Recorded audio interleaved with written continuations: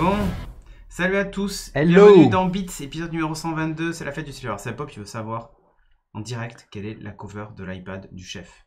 C'est hyper important, tu vois. Encore. Tu vois, regarde. Oh, la jolie. Mais je crois qu'on en a déjà parlé plein de fois de cette cover.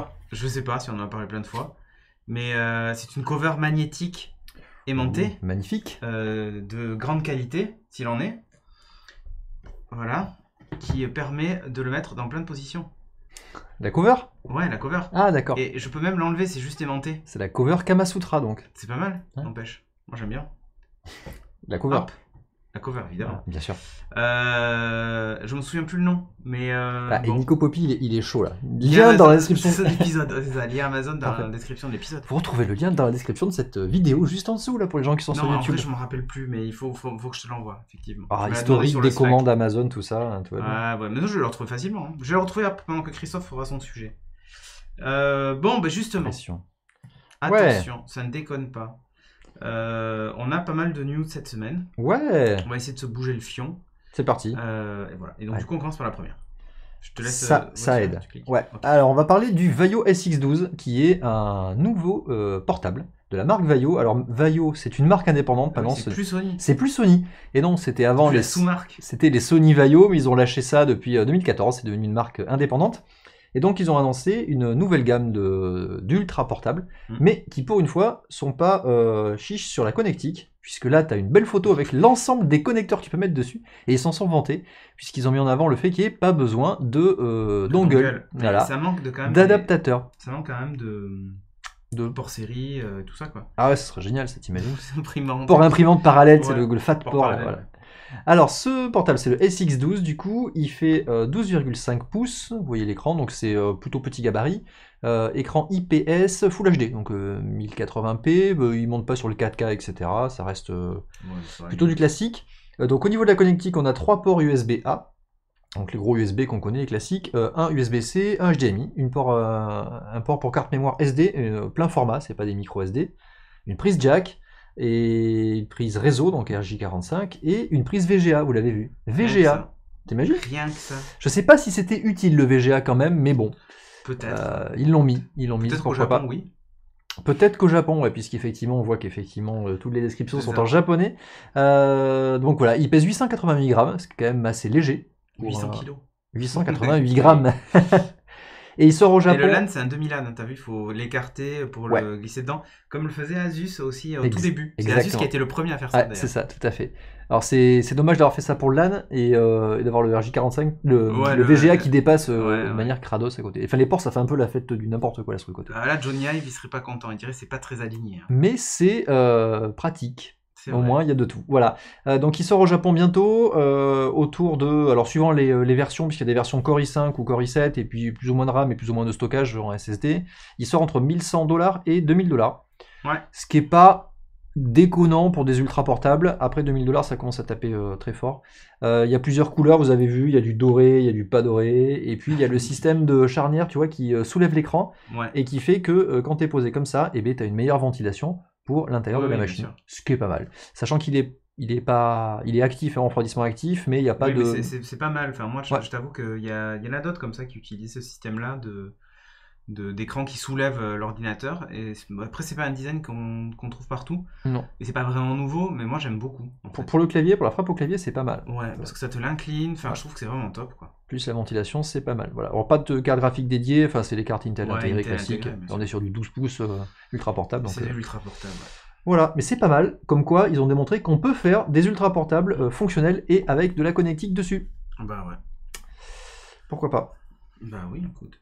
Bah ouais. Moi, je trouve que c'est une bonne idée. Bah oui, on est d'accord. Le Snapdragon Allez, on va parler de puce mobile. Wear Ah, 429 et 2700. Alors, il y a deux rêves qui vont débarquer. pas une, Pas deux. une, non, deux. Bon, en fait, qu'est-ce que c'est? C'est une version modifiée du Snapdragon 429 qui existe déjà pour les téléphones entrée de gamme. Tout à fait, qu'on retrouve Ça- sur les Nokia. Il y a Nokia, c'est ça? C'est ça, il y a Nokia, il n'y a pas que Nokia d'ailleurs, il y en a d'autres. Hein. Ouais. Oh là, il y a eu une alerte derrière, ça a clignoté, je ne sais pas ce qui s'est passé. Quelqu'un a dû faire du sub ou du resub ou je ne sais quoi.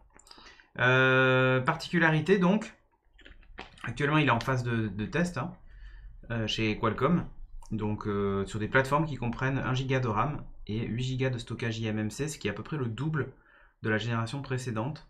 Donc c'est plutôt bien. Des 512 mégas, on passe à 1 giga, c'est mieux que rien. Le gros changement, c'est l'architecture. On passe de 28 nanomètres pour le Wear 3100, c'est-à-dire le dernier qui est sorti en fin d'année dernière, qui devait révolutionner le game et qui n'a rien révolutionné. Le 2100 qui révolutionnait rien.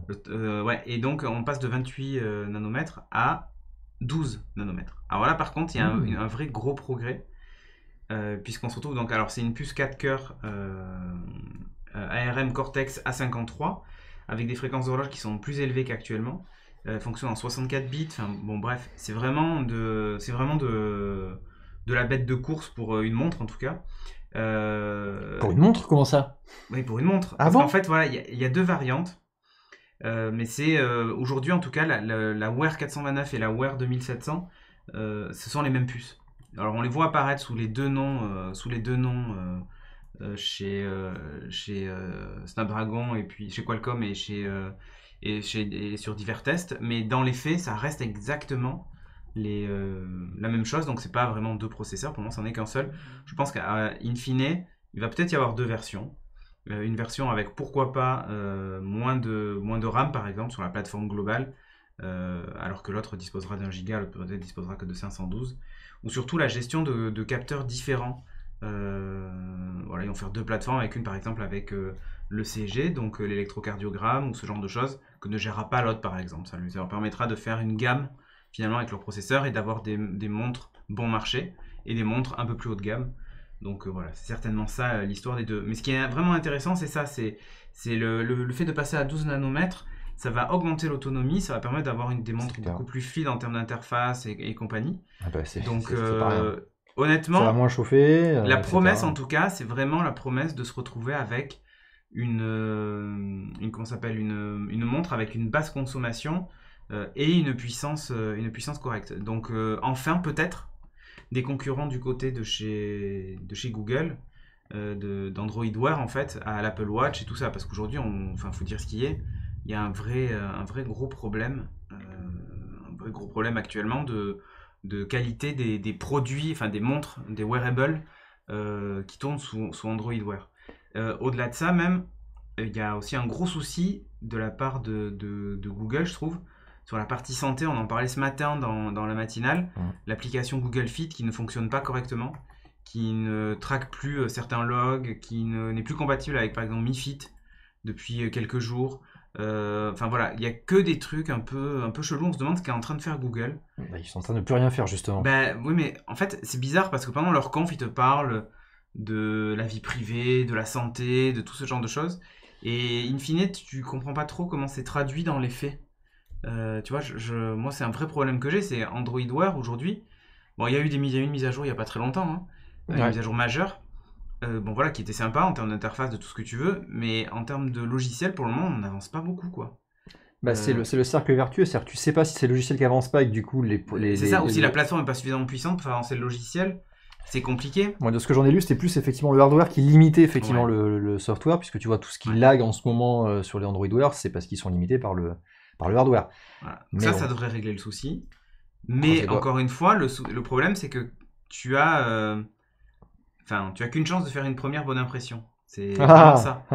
Et le truc, c'est que les gens sont un peu échaudés par Android Wear, ceux qui ont déjà acheté des montres Android Wear. Moi, le premier, hein, je l'ai gardé une semaine et après je l'ai renvoyé. Pas assez d'autonomie, ramé, enfin bref, ça allait pas du tout.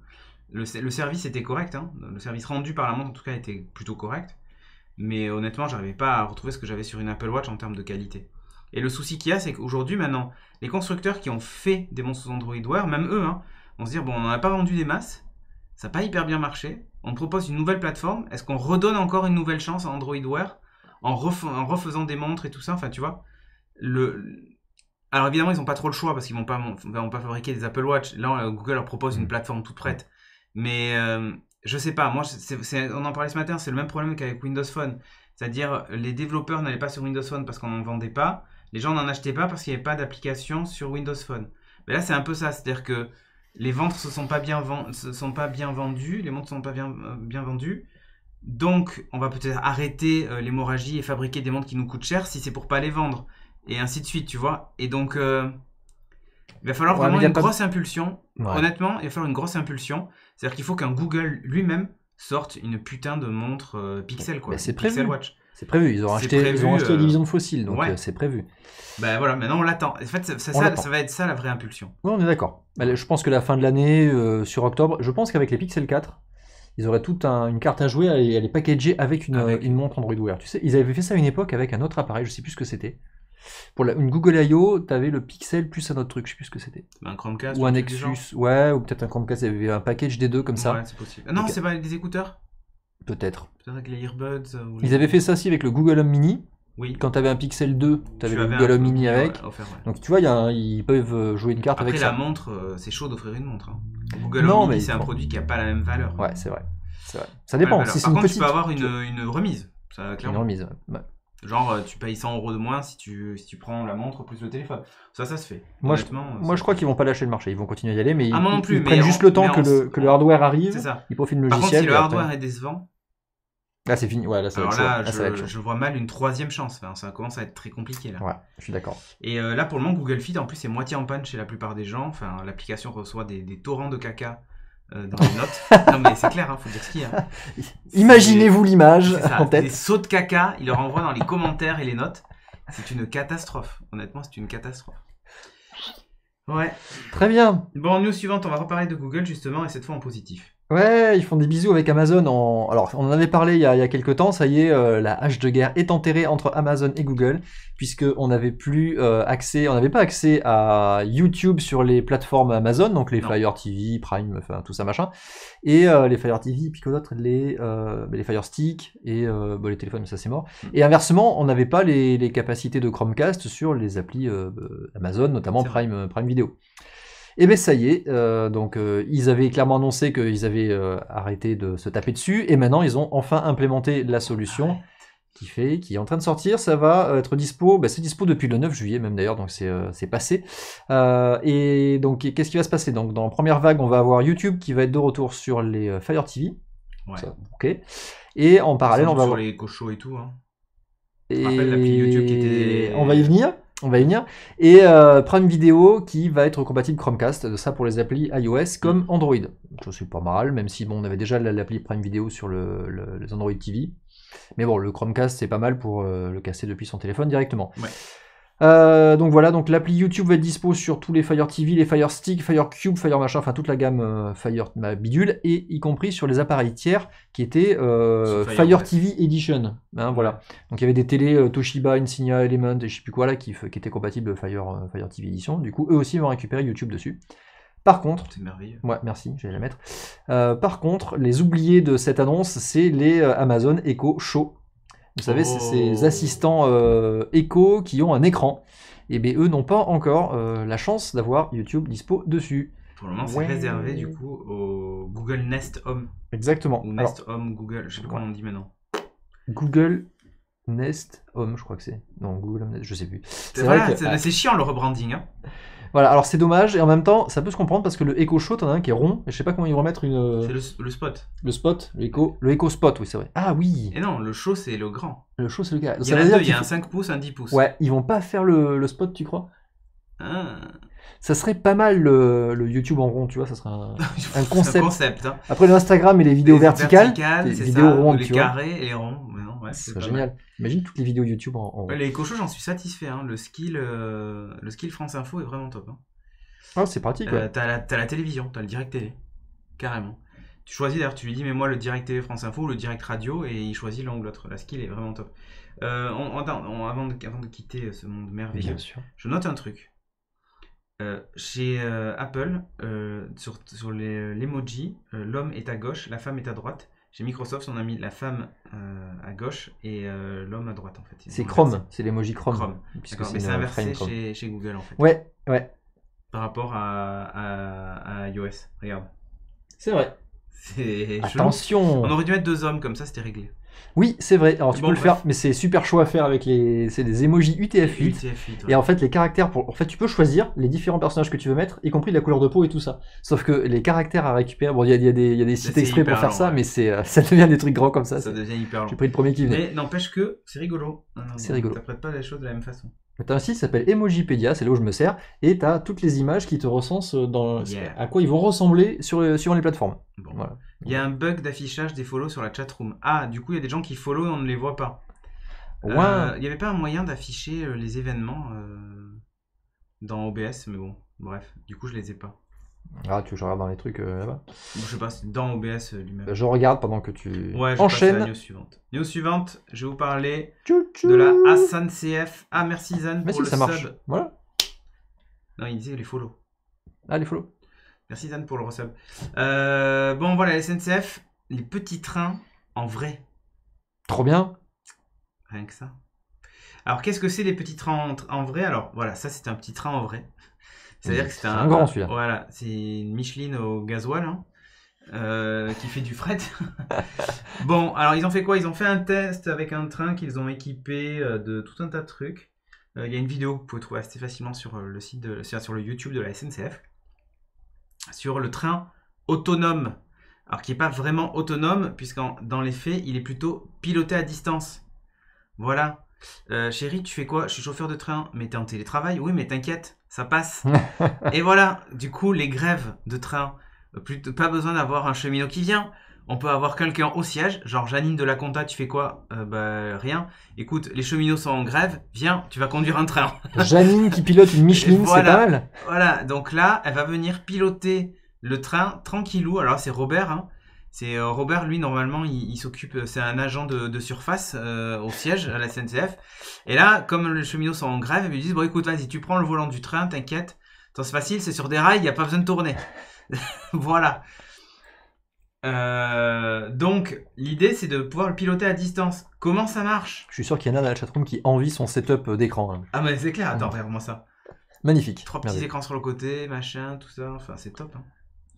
Et la prochaine étape, c'est Nia qui contrôle. Oui, sans doute. Mais pour le moment, c'est un Jean.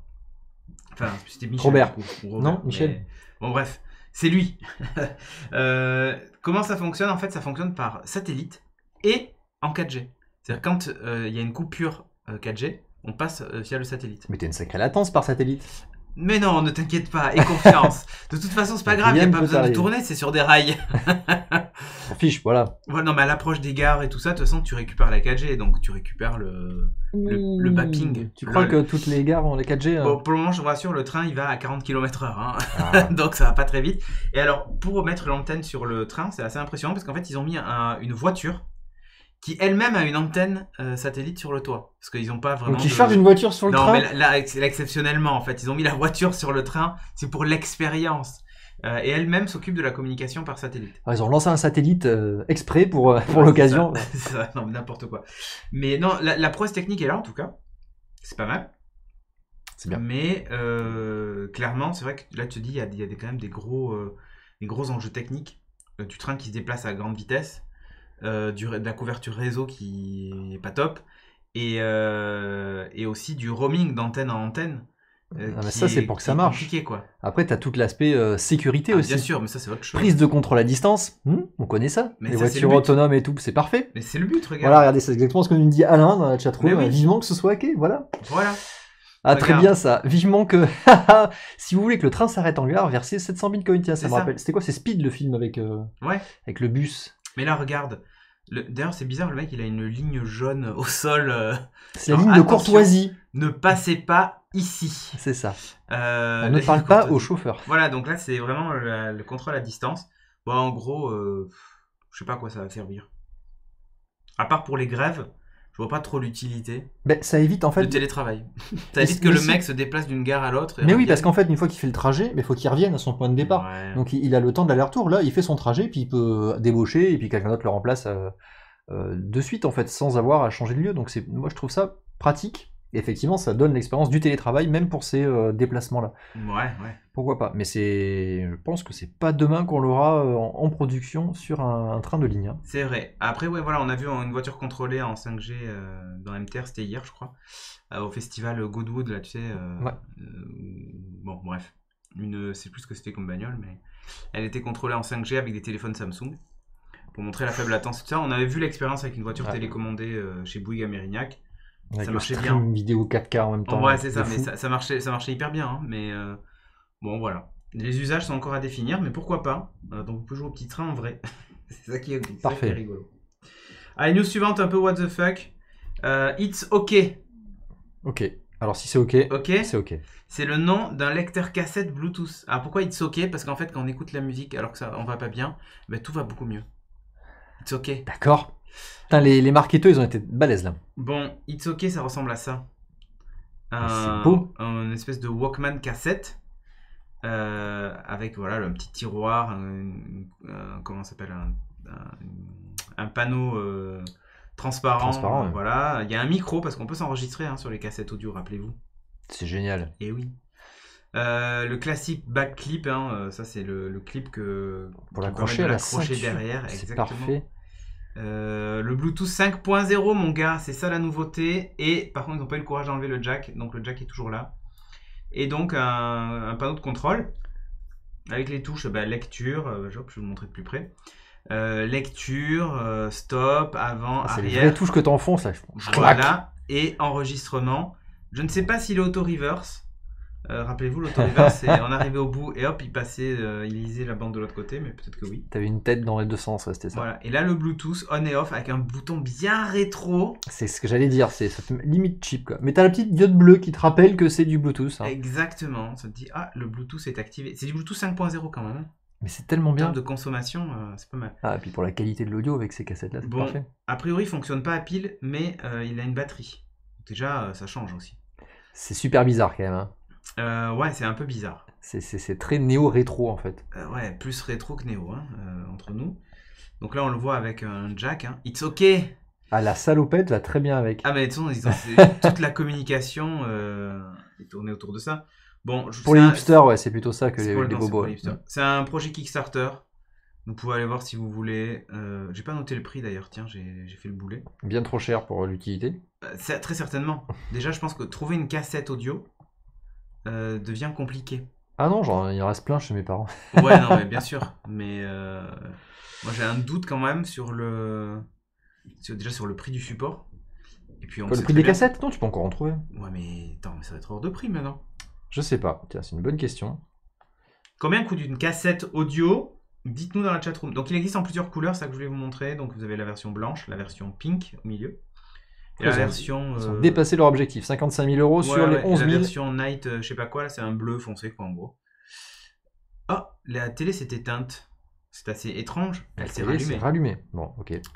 Voilà, des fois il est rose, machin, tout ça. C'est combien le prix du truc? C'est en dollars hongkongais. Ça commence à 57 € et voilà. Et t'en as un dans le premier. Ouais, la version noire. 57 € pour le truc.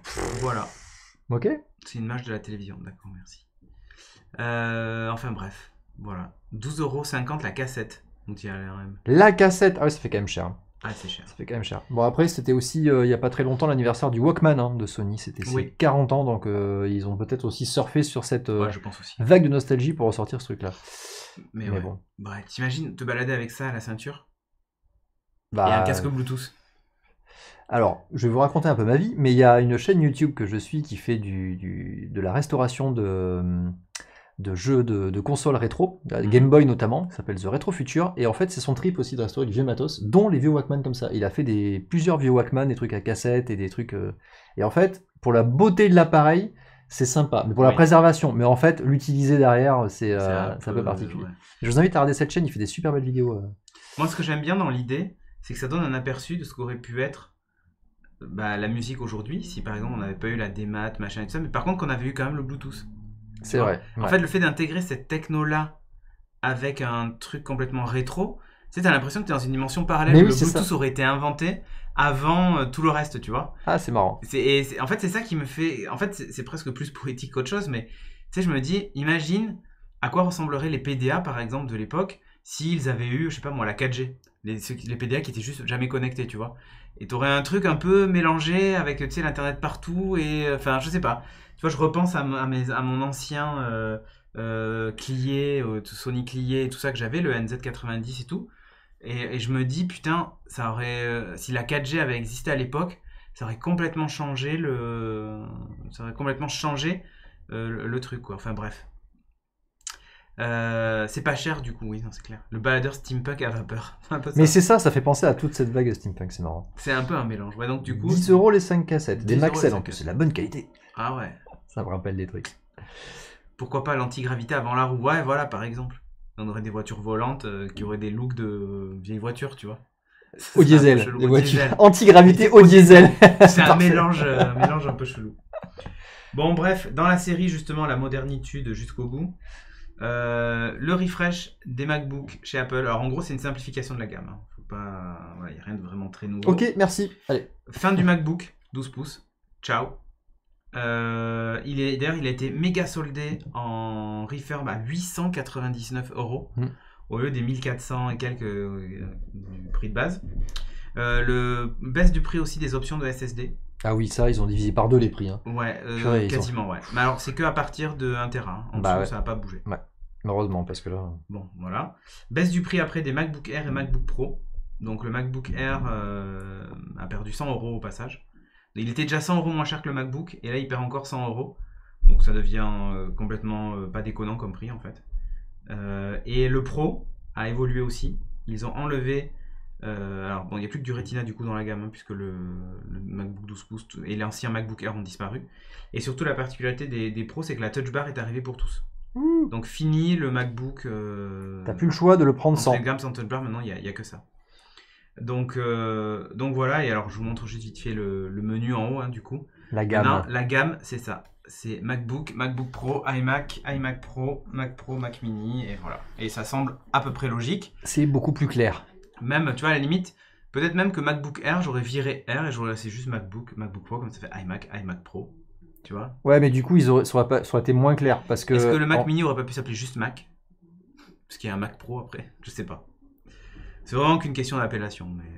Ouais, mais la clarification entre le MacBook et le MacBook Air, ça c'était évident. On en avait parlé quand ils avaient annoncé ça. C'était super bizarre à les positionner, à savoir lesquels prendre. Ouais, et là c'est pareil, l'iPad Air est ressorti alors qu'il y a l'iPad. Oui, c'est vrai. Ils ont le même travail à faire côté iPad. Il y a le même travail à faire côté iPad. Mais ça, je pense que ça devrait pas tarder. Donc voilà, bref, petit refresh comme ça, vite. Allez, 1000 apps qui s'échangent des données. Oh, les 1001 apps. Les 1001 apps, après les 1001 nuits. Les 1001 pattes aussi. Ouais.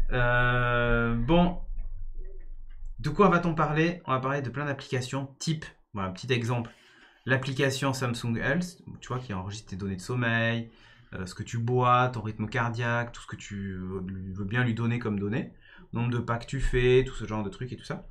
Ces données-là, en fait, bon, bah, il les a, il est content.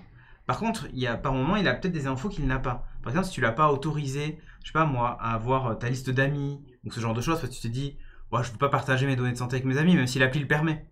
Tu vois? Ouais. Mais il dit, ouais, écoute, tu veux pas le faire, je comprends tout à fait, pas de problème, je respecte ta vie privée. Et en fait, ce que va faire cette application, comme plein d'autres, hein, puisqu'il y en a un millier, elle va attendre qu'une application copain aille chercher, à qui tu as donné l'autorisation du coup d'accès au contact, par exemple, imaginons un réseau social, non, ou un logiciel de messagerie. Tu lui dis, ok, je te donne l'accès à mes contacts, parce que là, tu vois le sens que ça fait d'avoir accès aux contacts pour pouvoir leur parler.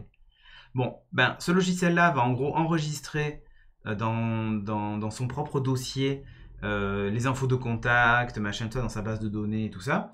Ben, ce que va faire Samsung Health, c'est il va dire, hé, logiciel, TKT, je regarde juste vite fait, il n'y a pas de problème. En fait, même il ne demande pas.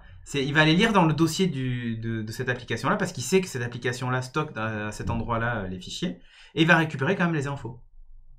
Ouais, il va pas lire dans le stockage directement, il n'a pas le droit au niveau applicatif. Sauf s'il le stocke sur la carte SD où là, c'est pas sécurisé. Et bien en fait, c'est stocké sur le dossier, dans le dossier etc/ je sais plus quoi. Enfin, ils ont expliqué un peu le principe.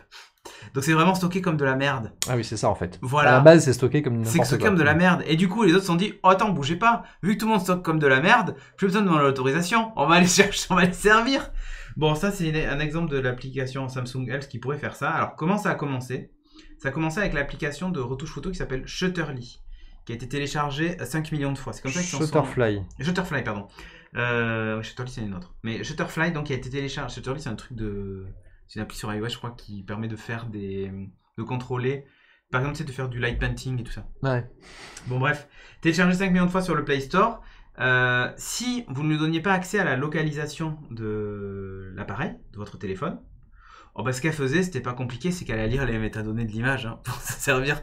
Elle avait demandé l'accès au stockage et en fait, elle allait lire les métadatas Voilà, de la c'est-à-dire que, photo. par exemple, les trucs exif, vous savez. c'est ça. Par exemple, tu pouvais même t'en servir pour prendre. Je crois que Shutterfly, tu peux t'en servir même pour prendre des photos. Et si tu dis non, je veux pas que tu les tags ou machin et tout ça, ok. Donc l'appli elle-même ne va pas enregistrer les données, mais va passer par en gros l'API de Google qui rajoute dans l'exif la localisation de l'image et elle va aller les chercher. Voilà. Donc ils ont dit, c'est bizarre quand même. Donc voilà, souvent lorsqu'on prend une photo, le système de localisation est activé pour inscrire dans les métadonnées le lieu où prise le cliché. Shutterfly va se servir. Hein. Bah écoute, c'est là, pourquoi pas, hein, c'est là, c'est gratuit, allons-y. Ben voilà, alors que tu lui as dit non, je ne veux pas. Et en plus, ce qu'elle fait, c'est qu'elle récupère les métadonnées et elle va les stocker sur ses propres serveurs. Oui, c'est les envoie, c'est bien. Voilà. C'est bien.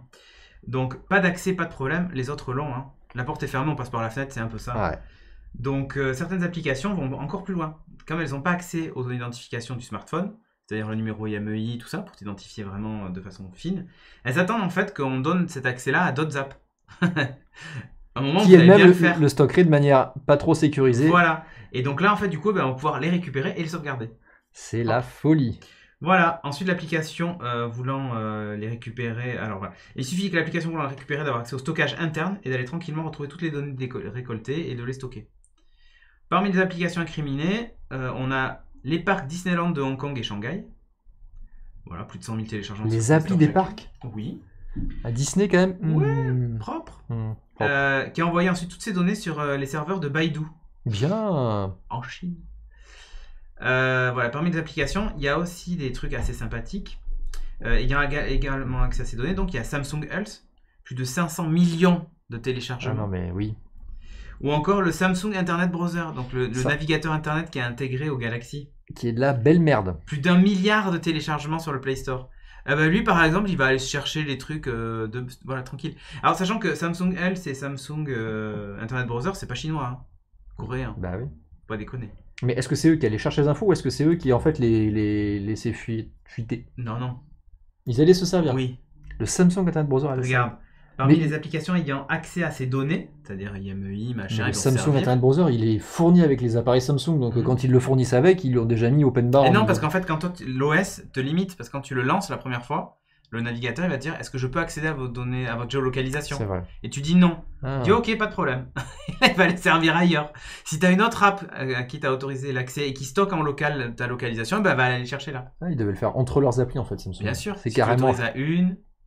On va le prendre sur l'autre. Tu vois, Samsung Health, tu pouvais l'autoriser parce que par exemple, tu cours avec ton téléphone pour. Bah oui, c'est ça. Tu dis, bah oui, là j'ai besoin de GPS. Et voilà. Et après, il le passe à l'autre. Et il le passe à son copain, le navigateur internet, à qui lui, tu as dit non, tu me géolocalises pas. Problème de silo entre les apps. Ouais, enfin là, c'est un problème de déontologie. C'est-à-dire que tu détournes le système. Voilà, c'est-à-dire que tu pourrais te dire ok, j'autorise. Mais voilà, alors on espère qu'Android Q va régler un peu le problème parce qu'ils justement ils en ont parlé de tout ça et peut-être que ça réglera. Ils vont sécuriser l'espace de stockage, carte mémoire notamment, qui était un peu la fête du slip et ça va être sécurisé. Voilà. Les applis auront leur zone. Exactement. Mais ça veut dire que de ton côté aussi, toi, tu pourras moins aller explorer la carte mémoire comme tu peux le faire actuellement quand tu le branches en USB. Sur iOS, hein. Tu seras comme sur iOS, exactement, c'est ça. Voilà. Bah ouais, mais à un moment donné. À un moment, il faut bien le faire. C'est ça. Bon.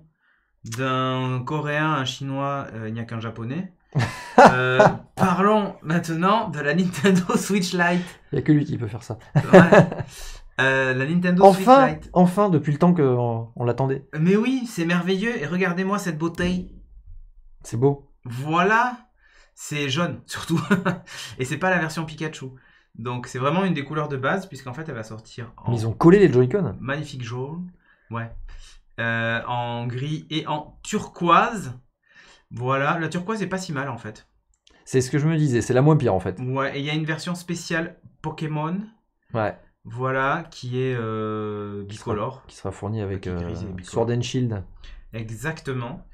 Qu'est-ce qu'il y a de nouveau sur cette Switch Lite? Alors, j'ai mis un grand tableau, vous n'allez absolument rien lire. Je pensais que la capture allait pas se faire comme ça, mais c'est pas grave. En gros, c'est la comparaison entre les deux systèmes. Donc, 5,5 pouces à droite. Fonctionne uniquement en mode... comment s'appelle déjà ce mode? Le single, je sais plus quoi là. Tu sais, l'utilisation en console, pas dockée, mais en console avec les Joy-Con connectés, puisqu'elle ne fonctionnera pas sur la télévision, elle ne fonctionnera pas non plus en mode j'enlève les Joy-Con, puisque les Joy-Con ne s'enlèvent pas. D'accord. Voilà.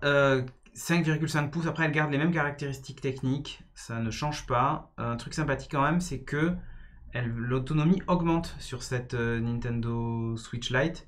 Alors c'est pas qu'elle augmente, c'est que surtout l'écran consomme moins puisqu'il est plus petit, tout bêtement. La recharge aussi des Joy-Con se fait pas, enfin voilà, il y a tout un tas de choses qui font qu'elle est un petit peu plus optimisée en termes de conso de batterie.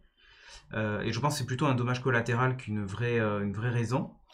Et l'intérêt global en fait de faire ça, c'est que tu gagnes viteuf en autonomie sans te faire chier sur le hardware. Et donc par exemple, l'exemple qu'il donne c'est avec Zelda. Zelda, vous avez 3 heures d'autonomie en usage, alors que avec cette version Lite, vous avez 4 heures d'autonomie quand vous jouez à Zelda. Donc c'est pas mal. C'est pas mal. Voilà. Donc on est vraiment sur un truc beaucoup plus mobile. Voilà. Pensé pour. Donc ils disent que c'est après 6 heures, ils prévoient 6 heures d'autonomie. Donc voilà. Pas de caméra de vibration, mais il n'y avait pas de caméra déjà sur l'autre. Hein, non, il n'y en avait pas.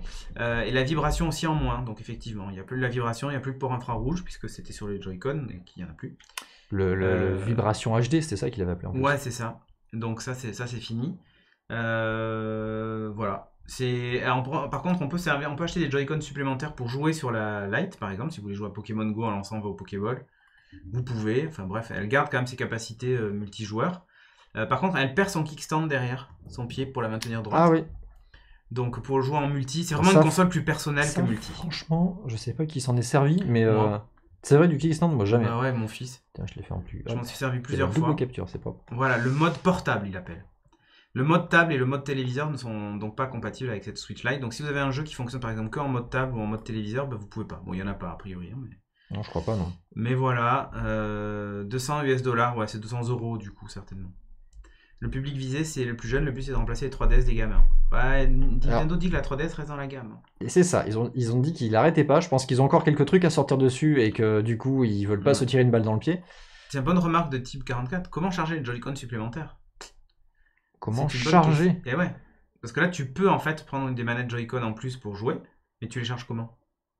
Parce que tu peux pas les mettre sur la console. C'est une excellente question. Il faut acheter un chargeur en fait. Ouais, c'est ça. Il faut brancher en USB tes Joy-Con sur un chargeur et voilà. Il n'y a pas les caméras infrarouges. Ah oui, les caméras sur les Joy-Con, ouais. Ah oui, la caméra infrarouge Joy-Con. Donc tu pourras pas faire du... Bah oui, non, tu peux pas. Et allez, le niveau poids, ouais, ça pourrait pareil. L'écran un peu plus petit, la résolution est identique, de toute façon ça change pas. Non. Ok, bon, pourquoi pas? Pour les enfants, c'est pas mal. Ouais. Moi, je trouve que ce qu'ils ont fait est plutôt pas trop mal. Après, les couleurs sont un peu discutables. Je t'avoue. Mais ils avaient fait ça avec la 2DS. Ouais. La 2DS qui était la version pour enfants de la 3DS déjà. Sérieusement Bah ouais. Attends, c'est un bon move, ils ont raison. Tu vois, Lionel, il... Ah non, mais ça, oui, je parle juste de la couleur. Je trouve que... voilà. Mais voilà, impossible de streamer avec. Mais bon, ça ne concerne personne. C'est vrai. Ça reste à prouver, parce que tu as la prise USB quand même. Ouais, c'est vrai. Donc ça va pas être comme le dock, elle est pas dockable, mais tu as peut-être des choses que tu peux récupérer sur Ils ont encore fait les idiots, ils ont mis la prise USB en bas, non? Ah, j'ai pas vérifié. Parce qu'en haut, ça a l'air d'être un port c'est la cartouche. T'as la port cartouche, le bouton et le jack. Ouais. Ah ouais, j'ai pas regardé. Voyons voir. Est-ce que sur cette vue-là, on le voit? Non. Non. Ça va être en dessous. Hein. Ah, ça, c'est dommage. S'il est encore mis en dessous, c'est encore con. Ils ont pas compris. Salut El Chico, merci pour le sub. Donc, bon, voilà, un petit peu dommage. Clairement, moi, c'est le genre de truc, je l'offrirais bien à mon fils pour récupérer la Switch. Très clairement. Quand elle sort. Et là, je vais voir, d'ailleurs, je vais regarder pendant le Prime Day. Mais peut-être que je vais craquer avant et je vais m'acheter une Switch. J'en ai tellement envie, elle est en dessous. Hein. Il est en dessous. Ouais, voilà, l'USB-C est en dessous. L'USB-C est en dessous, il n'a pas changé de place. Il y a les speakers dessous. Et ah oui, du coup, tu as une carte micro SD accessible aussi par-dessous. Là où tu avais le stand avant, le kickstand, ouais. le pied, le support. Tiens, le stand, moi je m'en suis servi sur la table en fait avec mon fils quand on jouait à deux. C'était beaucoup plus pratique. Ouais, voilà, tu as là. Les deux speakers. Quel dommage, encore une fois, cette prise USB en dessous. Bon. Dommage, hein. Dommage. Bon, mais ça va quand même se vendre par pelleté. Qu'est-ce qui gêne dans le fait que ce soit en dessous? Par exemple, si tu la charges en même temps que tu joues et que tu l'as posée sur toi, par exemple, ou autre, c'est toujours gênant d'avoir le câble en dessous. Je trouve. Comme elle n'a plus le kickstand, t'as plus le mode pour jouer sur la table. En fait, ça a gêné pour jouer sur la table, surtout quand tu voulais jouer sur la table et la brancher, tu pouvais pas. Alors que là, tu peux en mobilité, tu peux quand même jouer en branchant dessous, ouais, pourquoi pas. Bon, à voir à l'usage, mais ça va de toute façon se vendre comme des pelletés pour Noël, les enfants avec du Pokémon dedans, ça va être Ah ouais, laisse tomber. le cadeau de fin d'année, ça, c'est sûr. Très clairement. Donc voilà, la Switch Lite, c'est tout neuf. Ah, Cortana qui s'en va toujours un peu plus loin, et là, elle s'en va dans le store. Puisque, alors, dans la dernière mise à jour de Windows 10, Microsoft avait déjà séparé un peu plus Cortana du reste de l'OS, notamment de la fonction de recherche. Donc vous avez l'assistant Cortana d'un côté et la recherche dans les fichiers, dans le système qui est à part. Et bien là, ils l'ont séparé encore un peu plus loin, puisque ils ont sorti en fait, ils l'ont découplé du reste de l'OS, et maintenant elle est packagée dans une appli sur le store. Ça veut dire que, déjà, elle va être mise à jour séparément de l'OS, donc ça ils le font pour plein d'autres applications.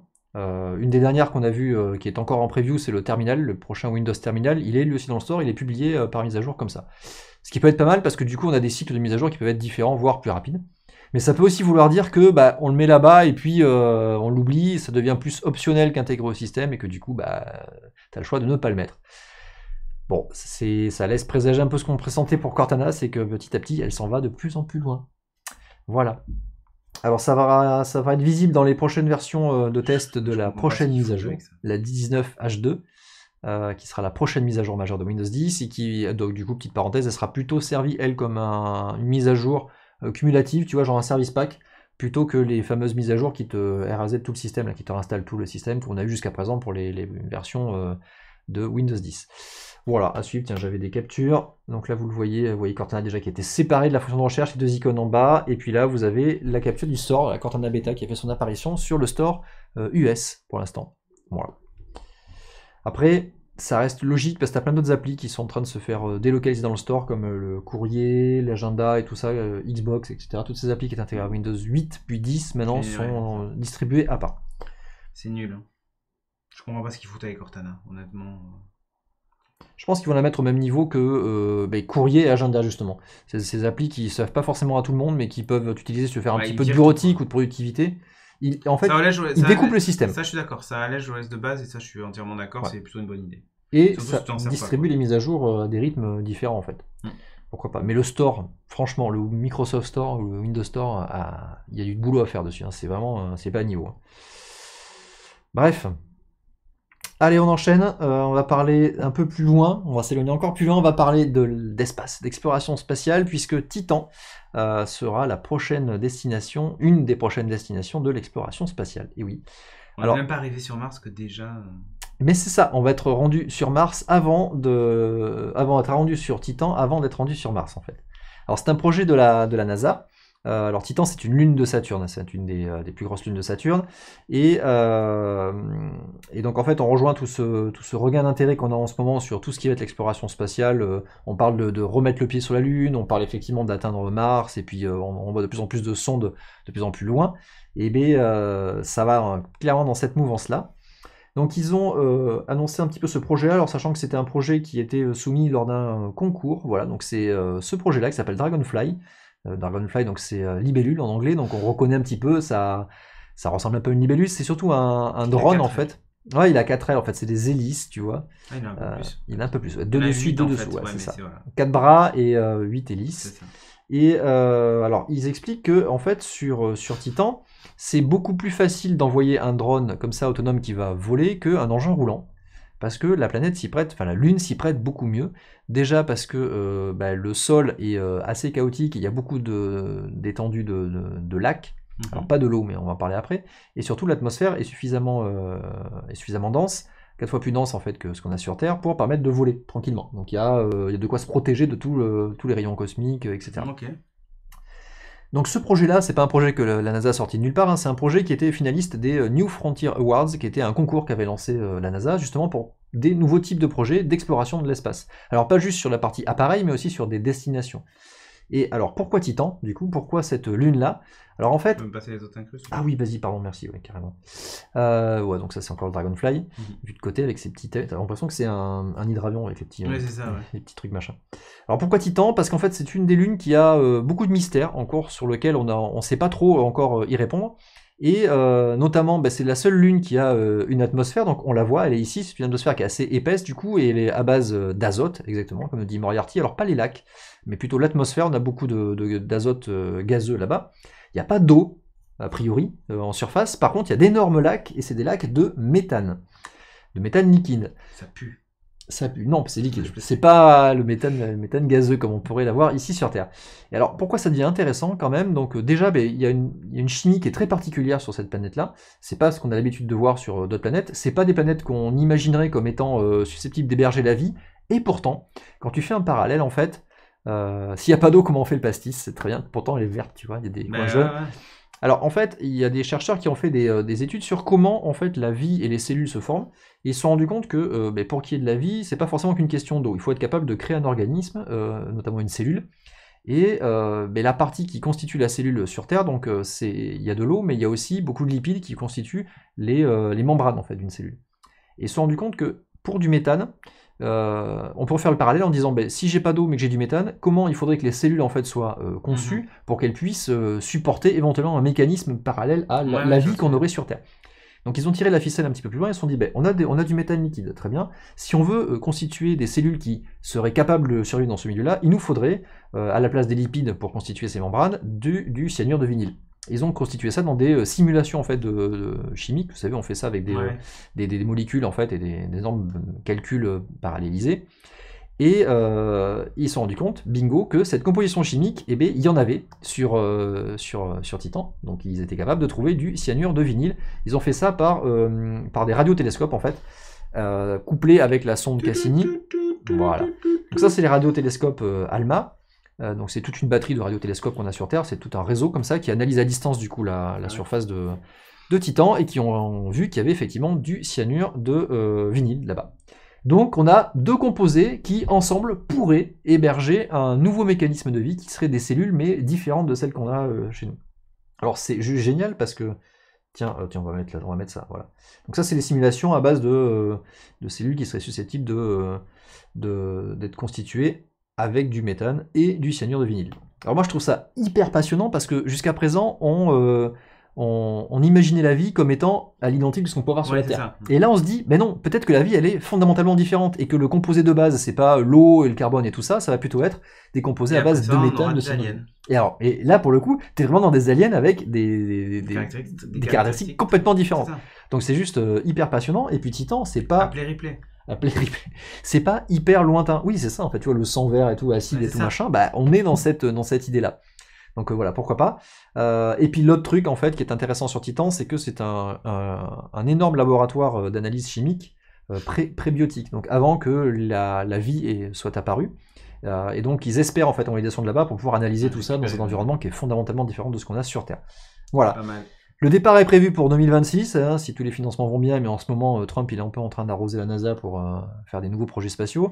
Donc départ en 2026 à peu près, pour une arrivée prévue en 2034 sur place. Donc il y a quand même un petit peu de temps de trajet là-bas. Hein.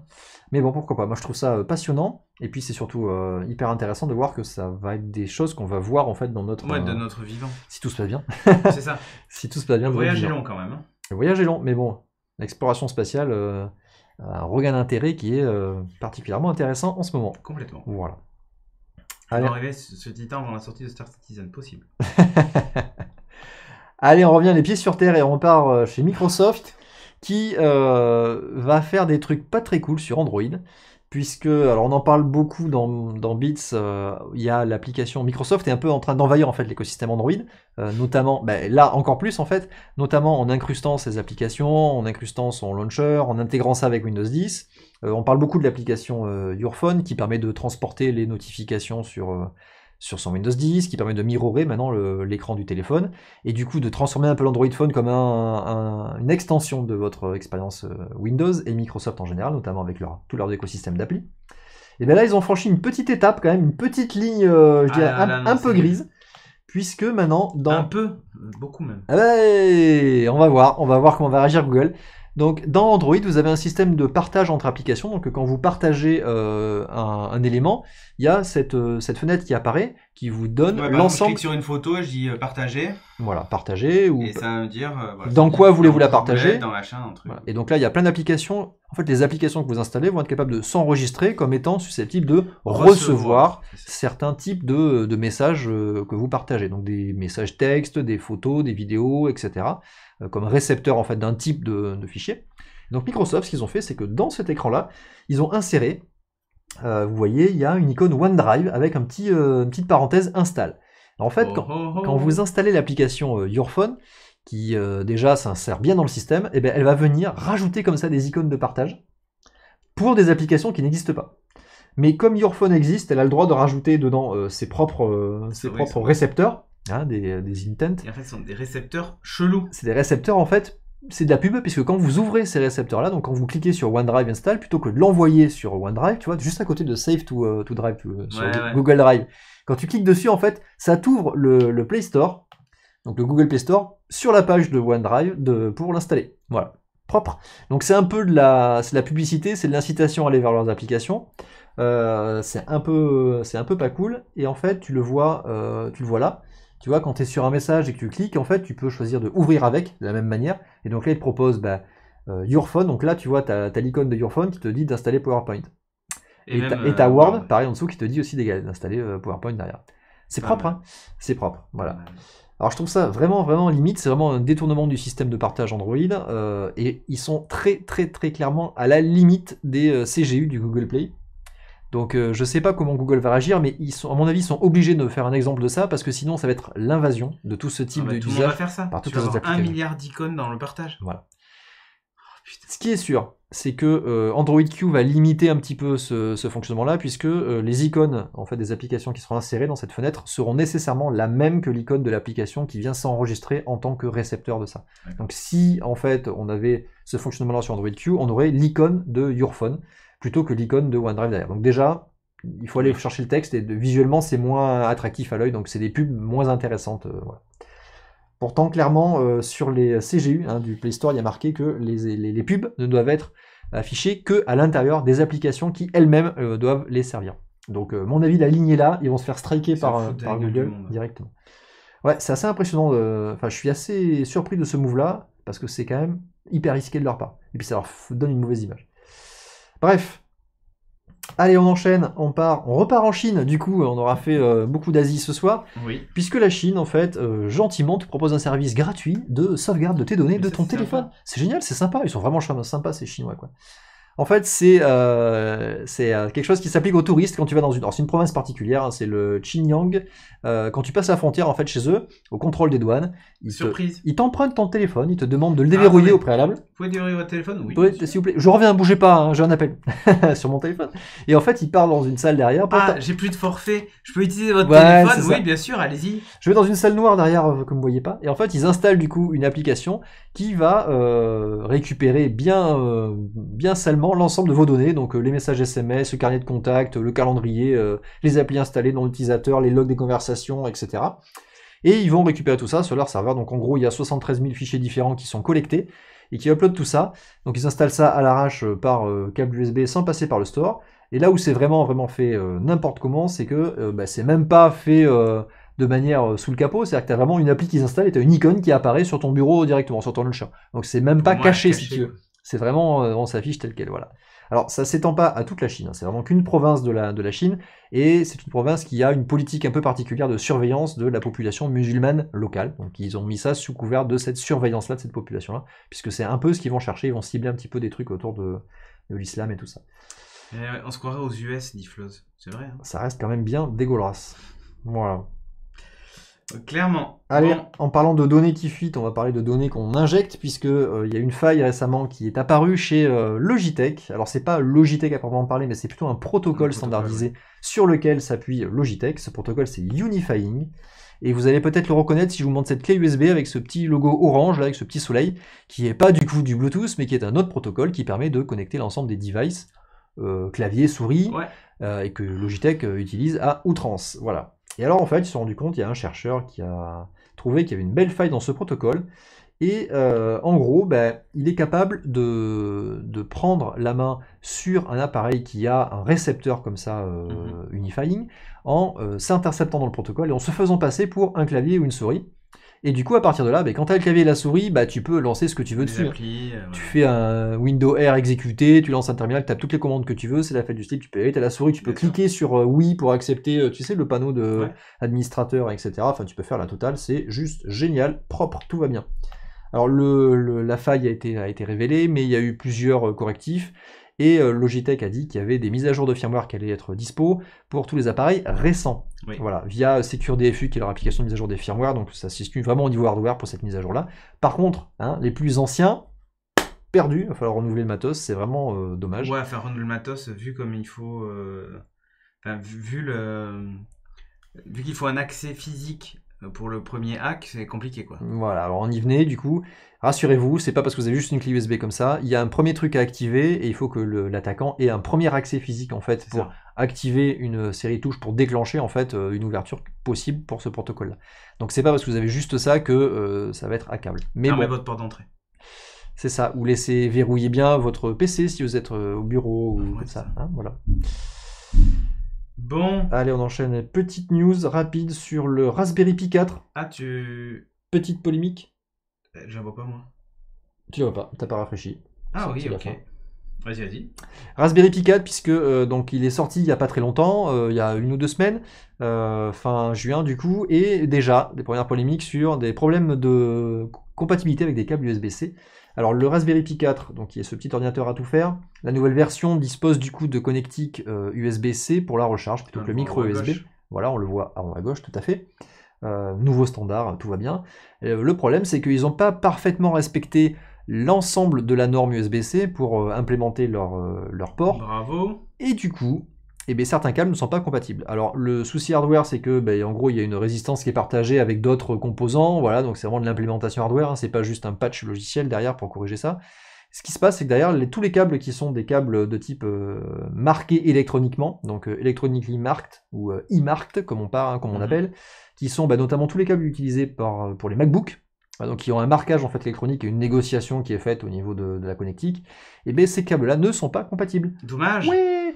Donc en gros, ça va toucher tous les smart câbles, donc les câbles qui vont capables de discuter avec le device pour s'adapter à ce qu'ils vont faire derrière. Donc là, perdu, tous ces câbles-là sont pas compatibles. La fondation du coup Raspberry a confirmé qu'effectivement il y avait un problème de compatibilité, que c'est un design flow, donc une erreur de design de leur part. Ils n'avaient pas repéré ça lors de leur phase de test, donc c'est vraiment pas volontaire. Hein. C'est vraiment dommage. Et ce qui se passe, c'est qu'en fait, quand tu vas brancher un smart câble dessus, il va reconnaître cet appareil comme étant un adaptateur audio, plutôt qu'un appareil qui va s'attendre à recevoir de la charge. Donc c'est ce qui se passe en fait quand tu branches dessus. Donc c'est vraiment, là c'est game over, quoi. Et du coup, ça recharge pas l'appareil qu'il y a derrière. Voilà. Donc clairement, faut faire attention au câble que vous allez mettre pour recharger ça. Sinon, l'astuce qui donne le contournement, c'est de prendre un câble micro USB et d'y mettre, tu sais, les petits adaptateurs micro USB vers USB-C. Pas très cher. Et donc là, forcément ça va fonctionner. Par contre, faites attention, il faut un chargeur qui envoie de la patate parce qu'il consomme quand même beaucoup, il demande beaucoup de puissance, ce petit Raspberry Pi 4. Voilà. Du coup, ne vous précipitez pas de suite pour en acheter. Il y aura très clairement une mise à jour de la carte qui va du coup corriger ce problème-là. Donc il y aura ce sera pas forcément un Pi 4 Plus, mais il y aura un Pi 4 2 ou Pi 4 Rêve 2. Ouais, voilà, un Rêve 2. C'est ça, sur lequel il n'y aura pas ce problème-là. Yep. Voilà.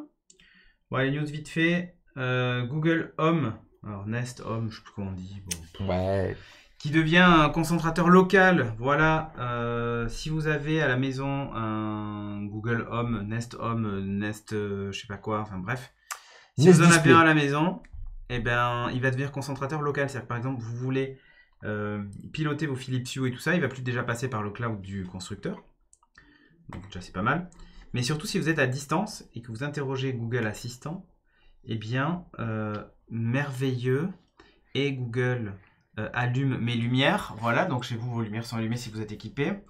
Il va exécuter la requête, voilà, en local, c'est-à-dire qu'il ne va pas passer via le cloud du constructeur et tout ça, donc c'est plutôt pas mal. Ça va servir vraiment de concentrateur comme le fait l'Apple TV par exemple chez Apple. C'est cool, c'est pas trop tôt. Ça, c'est bien parce que du coup, tu auras une meilleure latence. Tu n'auras pas deux C'est allers-retours ça. avec le cloud C'est ça. pour connecter tes trucs. Et puis, ça sécurise un petit peu les échanges puisque tu n'as pas besoin d'ouvrir en fait tout ton truc. Voilà. Scan ici, mais non. Ok, j'allume les 15 lumières. Ah, merci. Compatibilité, alors c'est intéressant parce qu'ils ont mis à jour en fait il y a un nouveau SDK là-dessus, il y a le Local Home SDK, donc ça veut dire que tous les développeurs vont pouvoir utiliser ça, c'est pas juste destiné à ça. Pour l'instant, les premiers, c'est juste les principaux. Link, je sais pas quoi. Voilà, ils ont sélectionné aussi. les principaux qui ont accès à ça avant les autres. Voilà. Et ce qui est marrant, c'est que c'est compatible avec Bluetooth, Wi-Fi et d'autres trucs. Donc ça va être, tu pourras l'étendre à d'autres trucs, c'est pas que des partenaires hardware choisis. C'est ça. Ça peut être intéressant. Et c'est pas que les appareils Wi-Fi et puis read-off, puisque ça fonctionne avec le Zigbee, le Z-Wave, puisque ça passe quand même par le pont du constructeur, mais ça l'envoie en local la commande. Ça passe par le réseau en fait local. C'est ça. Ou Bluetooth pour Bluetooth sans fil. Ouais. Bon, et on va parler de véhicules autonomes. Voilà pour finir. Mais c'est pas une voiture cette fois. Non, c'est un avion. C'est un avion, tout est dit dans le titre, puisque même si on connaît le système d'atterrissage automatique sur les grands avions de ligne depuis un petit moment, le système ILS, donc Instrument Landing System, qui permet d'atterrir un avion automatiquement par les instruments, et bien là, ça a été répliqué sur un avion de tourisme. Alors il y a une grosse différence, c'est que le système ILS qui équipe les avions de grande ligne en fait est basé sur un double équipement qui est dans l'avion et au sol, dans les aéroports, avec des signaux radio qui sont envoyés. Vous savez, il y a des grosses antennes des fois, si vous prenez l'avion, vous avez en bout de piste en fait des râteaux d'antennes comme ça, qui sont ces parties d'instruments qui vont du coup aider à guider les avions pour se positionner et atterrir comme il faut. Ouais. Ça sert beaucoup pour quand tu as une météo qui est pas clémente, tu pas une visibilité claire sur la piste, et ben du coup tu atterris ce qu'on appelle aux instruments, ben c'est ce système-là. Ah bah là c'est même atterrir à l'intelligence artificielle. Et alors pour les avions de ligne en fait, t'as pas d'intelligence artificielle, c'est un système autopilote quelque part qui communique avec les instruments de bord de l'appareil et qui récupère les données des antennes de l'aéroport pour se positionner. Et là, en fait, pour les avions de tourisme, on n'a pas accès à tout ça, pour deux raisons. Déjà, parce que les avions sont pas équipés de tout ce matos-là, et puis surtout, ils atterrissent sur des aérodromes qui, eux, sont pas équipés avec ce genre de matos. Ça coûte très cher, et ils n'ont pas les moyens de mettre en place une telle infrastructure. Donc du coup, il y a des chercheurs allemands qui se sont dit, on va créer un système alternatif pour rendre un avion de tourisme autonome pour atterrir.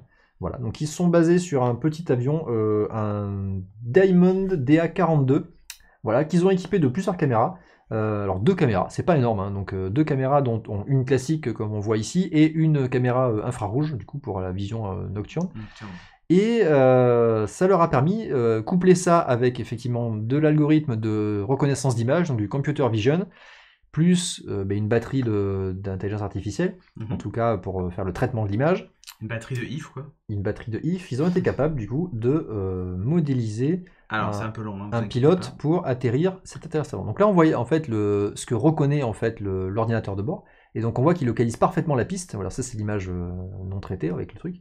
Donc il est parfaitement aligné sur la piste, et en fait il va contrôler l'avion pour s'aligner pile poil sur le centre de la piste, et il va contrôler du coup à la fois l'ensemble des manettes, donc les ailerons, la gouverne, et puis la puissance moteur. Donc plutôt bien, ça a marché, ils ont fait l'atterrissage jusqu'au bout. Il y avait quand même un pilote qui avait les mains, tu sais, bien sur le manche. Je suis prêt, je ne veux pas mourir. Surtout à mettre les gaz derrière qui va bien.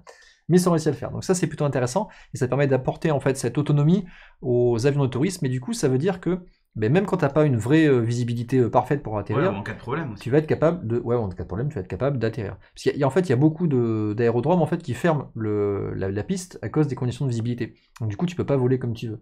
Là, ça te permet d'avoir plus d'accès à la piste, un petit peu comme on a sur les grandes lignes. Voilà. C'est plutôt cool. C'est un peu plus risqué quand même que la voiture autonome, hein, parce que si ça se plante la voiture, ça s'arrête. Tu peux l'arrêter, tu as un bouton. Là, si ça se plante, ça se plante. T'es un peu dans le caca, ça se plante. Vraiment, falloir faire confiance. Voilà. Ça va être homologué, évidemment. Tout ça. Bon, vous nous retrouvez sur les internets mondiaux, sur Twitter, @ChrisKamikas pour lui et @Cédric Bonnet pour WAM. Le Tipeee, tipeee.com/SCDRenegade si vous voulez nous aider à payer le studio, tout ça, machin. On a besoin de vous, surtout pendant l'été. Renouvelez vos Twitch Prime aussi, voilà. Ceux qui sont Prime avant l'été. Pour le prix d'un café parisien. Vous recevez des stickers chez vous. Non, je déconne. Pour le prix d'un café parisien, vous avez la possibilité de nous soutenir sur le Tipeee. Voilà. qui vous donne accès au à Slack, plein de choses. Aussi, hein. Il y a un palier pour rejoindre le Slack, vous allez pouvoir discuter avec les meilleurs d'entre nous. Et aussi un palier supplémentaire pour avoir accès à des annonces, des exclus en annonces de phase. T'as les VIP, selon VIP. Moi, ça, le VIP, ils ont vu le générique de Débatard, par exemple. Nouveau générique. Yeah. Les stickers aussi en avance. Et puis, il y a aussi les réunions tipeurs qu'on peut avoir. Tous les mois. Tous les mois, vous allez pouvoir échanger avec nous directement. Lundi, d'ailleurs. Vous discutez direct avec nous, on vous explique exactement tout ce qu'on a rentré comme sous, ce qu'on en fait... et ainsi de suite. On fait un bilan, même les audiences et tout ça, on parle de tout, sans tabou. Voilà, exactement. StudioRenegade.fr pour l'agenda et savoir un peu ce qui se passe après. Et juste après nous, d'ailleurs, on a Tilik sur Judgment. Il est dans le chatroom déjà, il est chaud. Il est chaud patate. Donc on va lui laisser la place. Et puis moi, vous me retrouvez dès demain matin pour la matinale. On dirait une émission sérieuse de la télé. T'inquiète pas, Floz, tu verras, c'est pas du tout sérieux. Le Débatard, ça va pas être sérieux. Si vous n'êtes pas seul, pas d'IRL, dit Prozine. Bon ben voilà, merci à toi Christophe en tout cas. Et merci à toi, parfait. Rendez-vous demain moi pour le live de la matinale. Pour ceux qui nous suivent en replay, ça ne veut rien dire, c'est la vie, c'est comme ça. N'hésitez pas à venir le matin de 8 à 9 pour voir la matinale. Je fais ma promo. Allez, ciao, ciao. Ciao, ciao.